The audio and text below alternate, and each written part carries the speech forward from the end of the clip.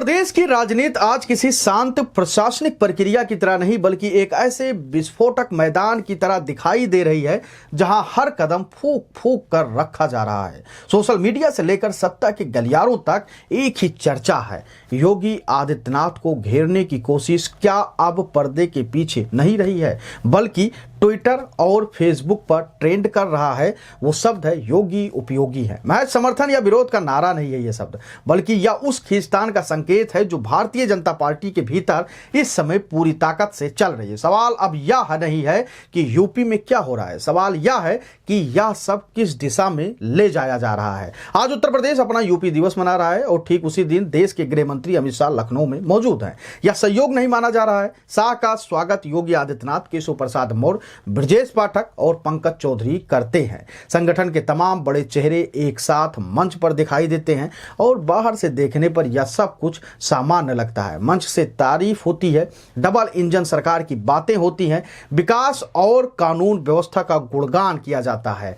लेकिन राजनीति में सबसे खतरनाक वह क्षण होता है जब सब कुछ सामान्य दिखाया जा रहा हो और अंदर ही अंदर असामान्य हलचल चल रही हो। बीते कुछ दिनों से योगी आदित्यनाथ के खिलाफ जिस तरह का माहौल बन रहा है वह अपने आप नहीं बनता। यूजीसी को लेकर उठे विवाद, अलग अलग समाजों में फैलती नाराजगी और फिर उसे योगी सरकार से जोड़ने की कोशिश, यह सब एक सिलसिले की तरह सामने आ रहा है। राजनीतिक हलकों में यह चर्चा खुलेआम है कि योगी को सीधे हटाने की कोई कोशिश नहीं की जा रही है, बल्कि उनकी सबसे मजबूत पूंजी, उनकी लोकप्रियता, उनकी संत छवि पर धीरे धीरे करके वार किया जा रहा है। यह राजनीति ऐसी है जिसमें बीजेपी को 2027 में हार भी न झेलनी पड़े और योगी इतने ताकतवर भी न बन जाएं कि वह पार्टी के भीतर किसी के लिए चुनौती बन जाएं। माघ मेले के दौरान अभिमुक्तेश्वरानंद सरस्वती और योगी सरकार के बीच टकराव इसी पृष्ठभूमि में एक बड़ा मोड़ बनकर सामने आता है।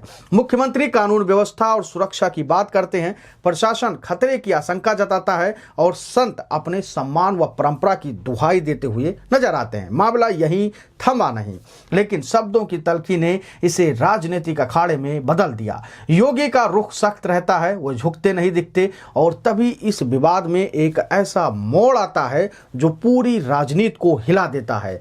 डिप्टी मुख्यमंत्री केशव प्रसाद मौर्य खुले तौर पर संत के पक्ष में खड़े दिखाई देते हैं। वे संत के चरणों में निवेदन करते हैं, जांच और कार्रवाई की बात करते हैं और यह संकेत देते हैं कि प्रशासनिक शक्ति जरूरत से ज्यादा थी। इसके बाद अभिमुक्तेश्वरानंद सरस्वती का बयान आता है जिसमें वे केशव प्रसाद मौर्य को उत्तर प्रदेश का मुख्यमंत्री बनने योग्य बताते हैं और योगी आदित्यनाथ को हठी और जिद्दी करार देते हैं। यह बयान सिर्फ संत की नाराजगी नहीं लगती बल्कि सत्ता के भीतर चल रही रस्साकसी का सार्वजनिक प्रदर्शन बन जाता है, क्योंकि अभिमुक्तेश्वरानंद ने साफ तौर पर यह बातें दोहराई कि योगी मुख्यमंत्री बनने लायक नहीं है। यहीं से सवाल उठता है कि क्या बीजेपी वास्तव में एकजुट है या फिर पार्टी के भीतर साफ साफ ध्रुवीकरण शुरू हो चुका है। जब मुख्यमंत्री अपनी सरकार और फैसलों के साथ खड़ा है तब उसी सरकार का उप मुख्यमंत्री सार्वजनिक रूप से अलग लाइन लेता हुआ क्यों दिख रहा है? राजनीतिक जानकार इसे भावनात्मक प्रतिक्रिया नहीं मानते बल्कि इसे महत्वाकांक्षा और रणनीति का हिस्सा मानते हैं।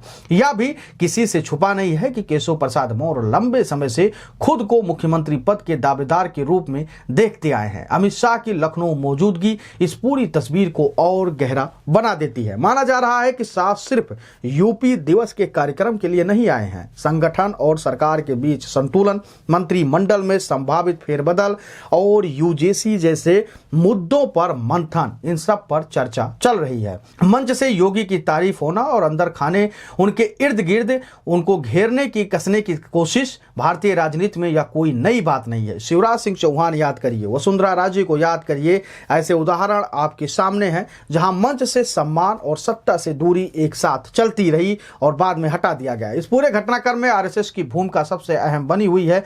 संघ फिलहाल खुलकर कुछ नहीं कह रहा है लेकिन उसकी निगाहें हर गतिविधि पर टिकी हुई हैं। संघ योगी आदित्यनाथ को एक वैचारिक और निर्णायक नेता के रूप में देखता है और यह संदेश साफ है कि सार्वजनिक रूप से योगी के खिलाफ जाने वालों को बगावत की श्रेणी में रखा जा सकता है, ऐसा आरएसएस ने पहले ही कहा है। यही कारण है कि कोई भी नेता खुलकर योगी विरोधी मोर्चा लेने से हिचक रहा है लेकिन अंदर खाने हलचल थमी नहीं है। उत्तर प्रदेश की राजनीति इस वक्त बेहद नाजुक दौर से गुजर रही है।